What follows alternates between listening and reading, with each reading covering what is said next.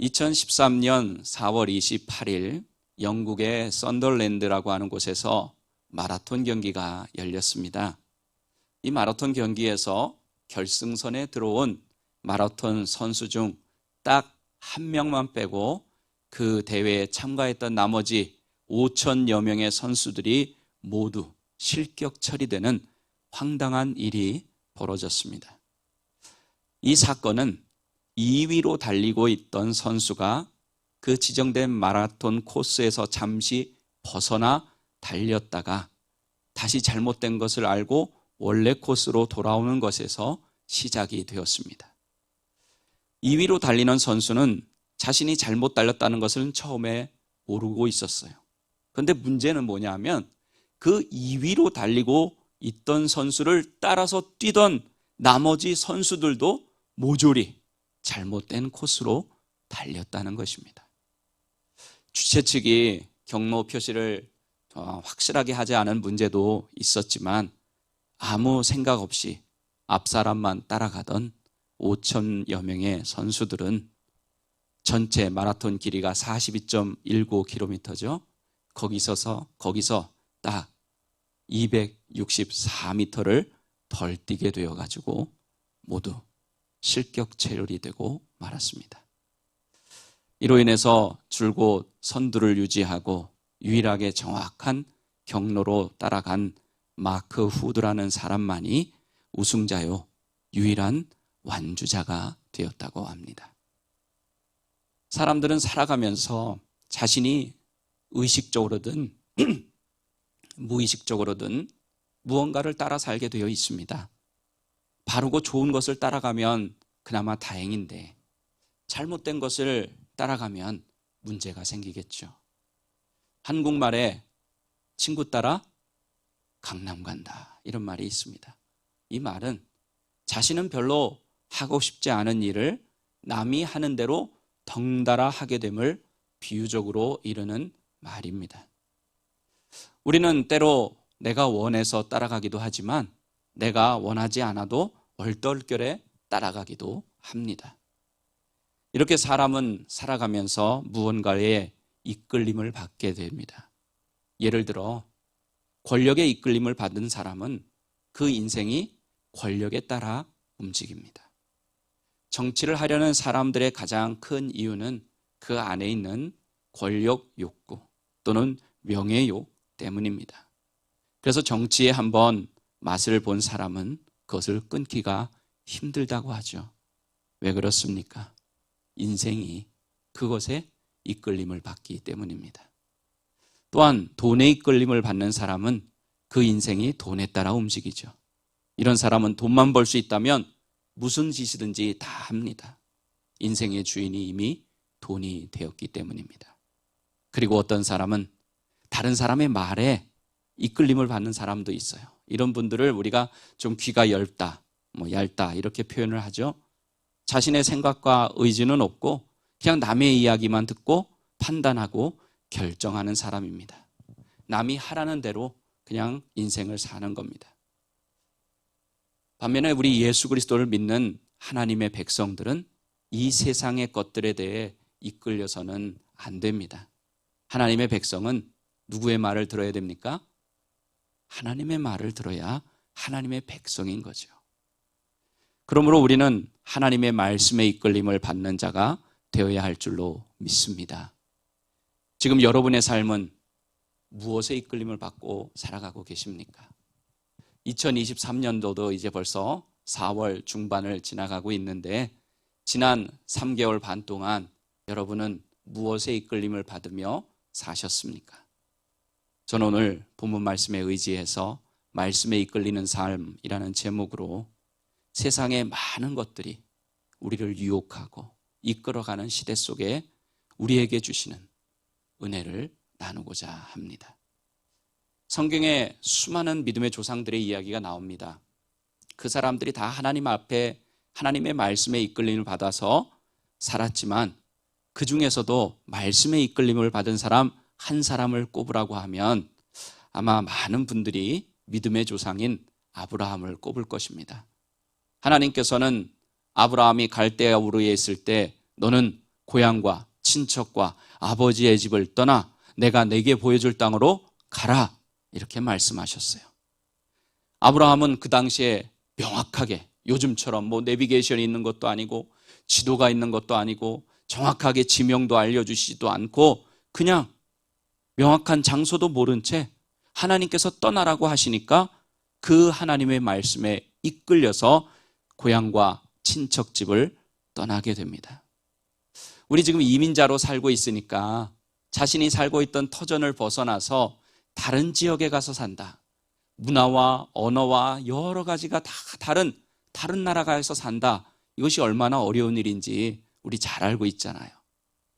아마 요새같이 교통이 발달하고 통신이 발달하고 과학 문명이 발달하고 하는 이런 시대에도 이민을 간다는 것이 결코 쉽지 않은 일인데 이 수천 년 전에 그저 하나님의 말씀 하나 붙잡고 그 말씀에 이끌림을 받아서 하나님이 지시하신 곳으로 가간다.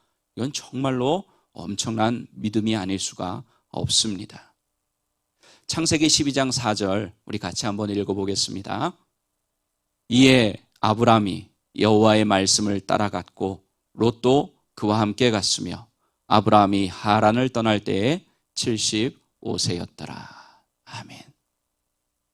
자, 근데 하나님은요 여기서 그치지 않으세요. 자식도 하나 없는 아브라함에게 너로 큰 민족을 이루게 해주겠다. 복을 선포해 주십니다. 창대하게 해주겠다. 가나안 땅에서 나그네의 삶을 살아가야 하는 그 아브라함에게 모든 족속이 너로 말미암아 복을 받게 될 것이다. 이렇게 말씀해 주십니다. 가나안 땅에서 자신의 발 하나 붙일 만한 땅도 하나 주지 않으시고는 너희 후손에게 그 가나안 땅을 다 주시겠다. 이렇게 말씀을 하셨어요. 그 당시 아브라함에게는 정말로 황당한 말씀이었을 것 같습니다. 아마 여러분들에게 지금 이런 말 누군가 좀 힘이 있고 그런 사람이 한다고 해도 믿을까 말까인데 이 고대 사회에 하나님이 이렇게 말씀하시면 과연 믿을 수 있을까? 아마 쉽지 않을 것입니다. 아브라함이 처한 현실을 보았을 때도 하나님께서 말씀하신 모든 것은 실현 불가능한 일이었습니다. 그럼에도 불구하고 아브라함은 하나님께서 하신 말씀을 따라갔습니다. 결국 하나님의 약속의 말씀대로 후대에 그대로 다 이루어졌다는 것 우리는 성경을 통해서 잘 알고 있습니다. 이것이 말씀에 이끌림을 받는 사람에게 주시는 하나님의 은혜요, 복인 줄로 믿습니다. 그럼 여러분, 우리가 왜 하나님의 말씀에 이끌림을 받으며 살아야 할까요? 도대체 하나님의 말씀은 우리의 삶에 어떤 영향을 미치고 또 우리의 삶에 어떤 의미이기에 우리가 하나님의 말씀에 이끌림을 받으며 살아야 하는지 간단하게 우리 세 가지로 살펴보도록 하겠습니다. 첫째로, 말씀이 우리를 바른 길로 인도하기 때문입니다. 믿으십니까? 네. 우리 살아가면서 사람들이 공통적으로 하는 염려 중에서 가장 큰 염려는 아마 미래에 대한 염려일 겁니다. 미래. 나의 삶은 앞으로 어떻게 될까? 우리 가정이 어떻게 될까? 내 자녀들이 어떻게 될까? 뭐 이런 등등 미래에 대한 염려가 제일 크죠. 왜 그렇습니까? 미래, 즉 내일을 알지 못하기 때문에. 사실 내일, 이 미래라고 하는 시간은 우리 인간의 영역이 아니죠. 미래는 신의 영역, 즉 하나님의 영역입니다. 하나님의 영역이기 때문에 우리는 무엇의 인도함을 받으며 살아야 할까요? 하나님의 말씀의 인도함을 받아 살아야 하는 것입니다. 우리 하나님은 과거, 현재, 미래를 다 알고 계시는 분이기 때문에 우리에게 말씀하시는 그 말씀의 이끌림을 받아 살아가게 된다면 우리가 비록 미래에 갔다 오지 않았어도 우리의 미래가 어떻게 될지 알지 못하고 불안하고 염려가 된다 해도 우리는 걱정할 필요가 없습니다. 왜? 우리의 미래를 아시는 하나님께서 나에게 말씀하셨고 그 말씀을 따라가기만 하면 되니까요. 우리는 불안한 미래, 막연한 미래로 인해 더 이상 염려할 필요가 없습니다. 오늘 본문이 그것을 말씀해 주고 계시죠. 우리 시편 119편 105절 말씀 다시 한번 읽어보겠습니다. 주의 말씀은 내 발의 등이요 내 길의 빛이니이다. 아멘. 자, 어둠 속에서, 캄캄한 어둠 속에서는 아무것도 보이질 않죠. 하지만 빛이 탁 비추는 순간 어두워서 보이지 않던 모든 것들이 다 한순간에 보이게 됩니다. 어둠 속에서는 문제도 볼 수 없어요. 또 어디로 가야 되는지 길도 찾을 수 없어요. 방향을 잡을 수 없어가지고 이리 왔다 저리 왔다 방황합니다. 장애물이 있어도 그 장애물에 있는지도 모르고 그 장애물에 걸려 넘어집니다. 하지만 빛이 있으면 우리는 어디로 가야 되는지 방향을 분명하게 잡을 수가 있어요. 장애물이 보이기 때문에 장애물을 뛰어넘어갈 수가 있습니다. 이렇게 하나님의 말씀은 우리의 길, 우리 인생의 길을 비춰주는 등불이요 빛이다. 이렇게 말씀해 주십니다. 그래서 우리가 하나님의 말씀에 이끌림을 받으면 당연히 바른 길로, 옳은 길로 인도함 받게 되는 것입니다. 더 이상 방황하지 않습니다. 더 이상 걸려 넘어지지 않게 되는 것입니다. 근데 재밌는 것은 우리 하나님이 내 발등에 발의 등불이고 내 인생의 길의 빛인데 우리 인생 전체를 한 번에 다 비춰주지 않으세요. 어디만 비춰주세요? 내 발의 등, 내가 가는 그 앞에 길에 거기만 비춰주십니다. 그렇다고 우리가 바른 길을 가지 못할까요? 그렇지 않아요. 갈 수 있어요. 제가 한번 설명을 드리겠습니다. 예를 들어서 여러분이 밤에 이제 어두워진 후에 차를 운전해 가지고 시카고에서 뉴욕을 한번 간다고 생각해 보겠습니다. 차의 헤드라이트가 비추는 그 영역, 그 거리는 그렇게 멀지 않잖아요. 그죠? 좀 뭐라 그러죠? 그 상향등을 켠다 해도 좀 더 멀리 비춰지긴 하지만 우리가 뉴욕까지 가는 길 전체를 다 비추진 않아요. 그렇다고 해서 우리가 밤에 차를 운전해서 뉴욕에 못 갑니까? 가죠. 어떻게? 차의 불빛이 비춰주는 그 길을 따라서 가기만 하면 뉴욕에 갈 수가 있는 것입니다. 마찬가지로 우리의 인생이 우리의 앞길을 몰라가지고 미래를 몰라가지고 어렵고 헤매고 염려되고 걱정된다 할지라도 우리 하나님이 우리 발에 비춰주시는 그 등불, 또 우리의 인생의 길에 빛으로 비춰주시는 그 하나님의 말씀을 따라가기만 하면, 그 말씀에 이끌려가기만 하면 우리 하나님이 원하시는 곳에 반드시 도착하게 될 줄로 믿습니다. 특별히 우리 그리스도인은 어렵고 힘들 때 더 하나님의 말씀에 이끌림을 받아야 합니다. 하나님의 말씀을 붙잡아야 합니다. 근데 우리 인간의 본성은 어때요? 우리가 어려움을 당하고 시련이 다가오면 일단 눈에 보이고 손에 잡히기 쉬운 것부터 찾잖아요. 그것에 더 이끌림을 받기 쉽잖아요. 다른 사람에게 도움을 청하기가 더 쉽잖아요. 하지만 우리 그리스도인들은 그것을 뛰어넘어서 어려움과 시련이 다가올 때 뭘 붙잡아야 돼요? 하나님의 말씀을 붙잡아야 돼요. 하나님의 말씀이 비춰주시는 그 길을 가야 하는 것입니다. 어렵고 힘든 삶을 우리는 광야로 비유합니다. 광야의 삶이다 이렇게 비유하는데, 광야는 히브리어로 미드바르예요. 미드바르. 좀 많이 들어보셨을 거예요. 미드바르. 근데 이 미드바르가 동사, 미드바르인데 이 미드바르의 동사형이 있어요. 미드바르는 명사고 그 동사형은 다바르예요. 다바르. 다바르도 우리 신앙생활 해보시는 오래 하신 분들은 많이 들어보셨을 거예요. 이 다바르는 무슨 뜻이냐? 말씀하다 하는 의미를 가지고 있어요. 즉 명사인 광야가 뭐예요? 동사가 말씀하다 이겁니다. 이런 면에서 광야는 어떤 곳이다? 하나님이 우리에게 말씀하시는 곳이다. 즉 우리가 지금 광야의 시간을 걸어가고 있다, 어려운 인생의 길을 지금 걸어가고 있다 하면은 바로 그때가 무슨 때라는 거예요? 하나님의 말씀을 들을 수 있는 때라는 것입니다. 광야는 황량하고 외로운 곳입니다. 힘든 곳이에요. 길이 없어서 방황하며 헤맬 수밖에 없습니다. 하지만 하나님이 보실 때 그 광야는 바로 하나님의 말씀을 들어야 하는 곳입니다.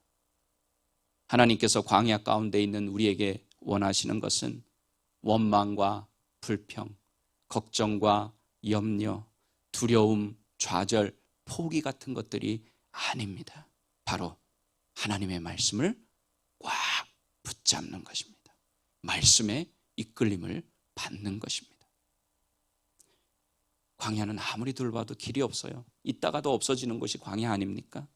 하지만 하나님께서 길을 여시면 그 모든 곳이 길이 될 수 있는 곳이기도 합니다.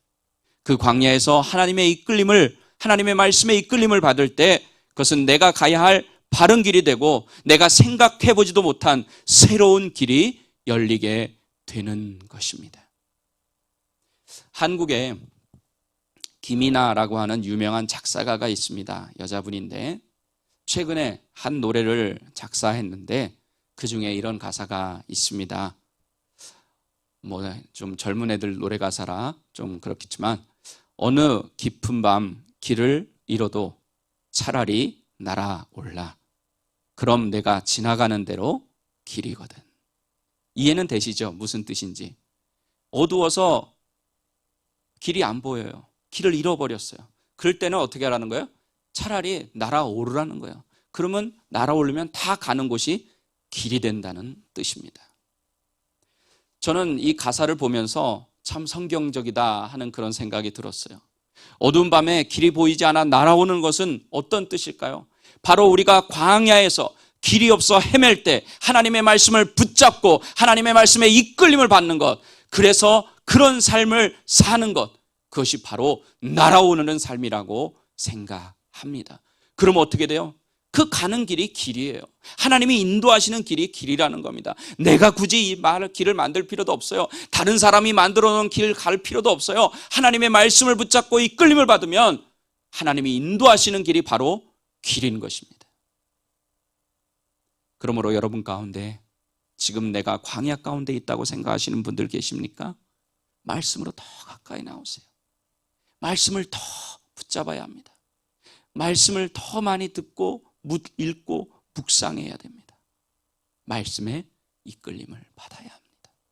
그러면 하나님의 말씀이 광야 가운데 길을 열어주실 줄로 믿습니다. 둘째로 하나님의 말씀은 우리 영혼의 양식이기 때문입니다. 우리가 잘 알고 있는 내용이죠. 예수님은 공생의 사역을 시작하시면서 광야에서 40일 금식을 하셨습니다. 그리고 금식을 마친 후에 원수 마귀가 찾아와서 예수님을 시험하죠. 첫 번째 한 시험이 뭡니까? 40일 동안 아무것도 못 드셔서 배가 고프시니까 원수 마귀가, 만일 네가 하나님의 아들이면 이 많은 돌덩이들을 변해서 떡덩이가 되게 해서 먹으라는 것이었습니다. 정말 주님은 이 마귀의 말처럼 돌덩이를 떡으로 만드실 수 있는 분이셨어요. 하지만 이렇게 대답하셨습니다.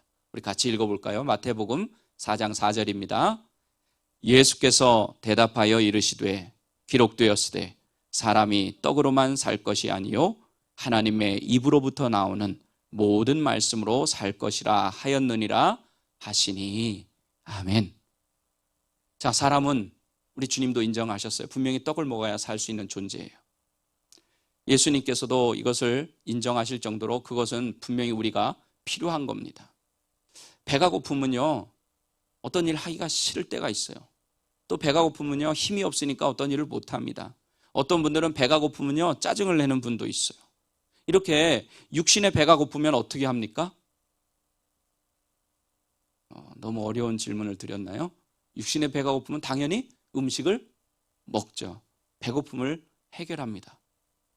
그런데 지금 여러분의 영혼이 어떤 상태인지 알고 계십니까? 혹시 영혼이 지금 배고픈 상태인지, 아니면 지금 배가 부른 상태인지. 내 영혼은 배가 고파서 자꾸 양식을 원하는데 나는 그것을 깨닫지 못해서 영혼의 양식을 공급하지 못하지는 않는지 우리 여러분 알아야 합니다. 많은 사람들이 영적으로 둔감하면 나의 영혼의 상태가 어떤지 잘 몰라요. 느껴지지 않습니다. 하지만 간단해요. 만약에 여러분이 지금 하나님의 말씀과 가까이 하지 않고 있다면요, 여러분의 영혼은 굶주려 있는 것입니다. 또 여러분이 하나님의 말씀에 이끌림을 받지 못하면, 세상의 것에 휩쓸리고 세상의 이끌림을 받는다면 우리의 영혼은 점점 비폐해지고 있다고 보면 맞습니다. 우리의 영혼의 양식이 채워지지 않으면요, 우리의 삶 가운데도 그 영향이 나타나요. 요한3서 1장 2절 같이 한번 읽어보겠습니다. 사랑하는 자여, 내 영혼이 잘됨 같이 내가 범사에 잘되고 강건하기를 내가 간구하노라. 아멘. 사도 요한은 내 영혼이 잘됨 같이 내가 범사에 잘되고 강건하기를 축복하고 있습니다. 이 말씀은 어떤 뜻입니까? 먼저 뭐가 잘 돼야 된다는 거예요? 영혼이 잘 돼야 된다. 내 영혼이 영의 양식을 먹지 못하면, 피폐해지면 그 나머지 범사도 잘 안 된다는 것입니다. 힘들어진다는 것입니다. 영혼이 힘을 잃어버리면 신앙생활하는 것이 기쁘지 않아요. 예배드리는 것이 기쁘지 않아요. 기도도 못해요. 또 다른 사람과의 교제도 어려워집니다. 그리고 우리의 영혼은 우리의 육신과도 연결이 되어 있기 때문에 영혼이 힘을 잃어버리면 우리의 육신도 힘을 잃어버립니다. 삶의 소망이 사라져요. 그러므로 우리의 영혼이 배부르고 평안할 수 있도록 영의 양식, 즉 하나님의 말씀을 계속해서 공급받아야 합니다. 하나님의 말씀에 이끌림을 받아야 합니다. 그래서 우리 여러분 한기다말 하시죠? 하루에 5장 말씀 읽는 거, 이걸로 사실은 만족해서는 안 돼요. 이건 정말로 기본 중에 기본, 우리의 영혼을 강건히 이어갈 수 있는 기본 중에 기본입니다. 여러분이 그것에 더해서 말씀을 읽고 듣고 묵상하는 것을 도전해 보시기 바랍니다. 그래서 여러분의 영혼을 말씀으로 꽉 채워서 하나님이 주시는 놀라운 은혜를 날마다 누리시기를 바랍니다. 셋째로, 하나님의 말씀이 나를 책망하기 때문입니다. 좀 중요한 부분이라고 생각합니다. 우리가 살아가면서 남이 한 잘못에 대해서 이야기를 해주는 것 결코 쉽지 않죠. 정말 그 사람을 사랑하고 또 사랑하고 그래야 할 수 있는 일입니다. 남에게 상처 주고 지적하기 위해서 책망하는 사람은 제외하고 드리는 말씀입니다. 정말 사랑하는 마음이 있는 사람이 그것이 힘들지만 상대방을 위해서 잘못을 이야기해 주는 것입니다. 이렇게 우리를 사랑하시는 하나님의 말씀은 있는 그대로 우리의 모습을 이야기해 주세요. 하나님의 말씀은 거울과도 같기 때문에 있는 그대로를 우리에게 보여줍니다. 여기에는 목사든 또 장로님이든 권사님이든 30년 신앙생활했든 1년 신앙생활했든 예외가 없어요. 말씀을 읽거나 들을 때 우리의 마음 가운데 찔림이 있다면 우리의 삶을 돌아봐야 합니다. 그 책망을 잘 새겨 듣고 돌이킬 때 우리는 회복할 수 있습니다. 히브리서 4장 12절 말씀 한번 읽어보겠습니다.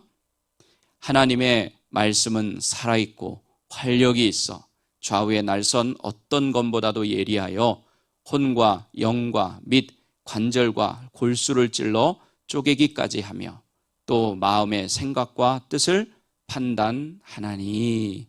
아멘. 자, 하나님의 말씀은 좌우의 날선 어떤 검보다도 예리하다고 했습니다. 자, 세상에도 칼이 있죠. 아마 세상에 있는 칼 중에 제일 예리한 칼, 아마 그 중에 하나는 의사들이 수술할 때 쓰는 그 메스라고 하는 그 칼이 아닐까 합니다. 질병을 수술하는 칼이죠. 회복시키는 칼이에요. 살리는 칼이에요. 그렇지만 영혼을 살리는, 영혼을 수술하는 칼은요, 이 칼보다 더 예리해야 합니다. 영혼을 수술하는 예리한 칼은 바로 말씀대로 하나님의 말씀입니다. 우리의 영혼에 문제가 있으면 하나님께서는요, 다른 것이 아니라 말씀을 통해서 수술을 하십니다. 근데 병원에서 우리가 육체의 수술을 받을 때와 우리의 영혼이 말씀으로 수술을 받을 때 다른 점이 하나 있어요. 그것은 뭐냐 하면 육체의 수술을 받을 때는 고통을 없게 하기 위해서 뭘 해요? 마취라는 걸 해요. 그래서 수술하는 동안에는 그 고통을 잘 모릅니다. 물론 좀 깨어나면 고통이 있긴 하지만, 아픔이 있긴 하지만, 근데 영혼의 수술을 받을 때는 마취가 없어요. 그 얘기는 무엇입니까? 하나님의 말씀이 칼이 되어서, 예리한 칼이 되어서 나의 영혼의 잘못을 지적하고 나의 삶을 책망하고, 이럴 때 내가 아프다는 거예요? 뭐 안 아프다는 거예요? 아프다는 거예요. 하지만 그러면 살아요.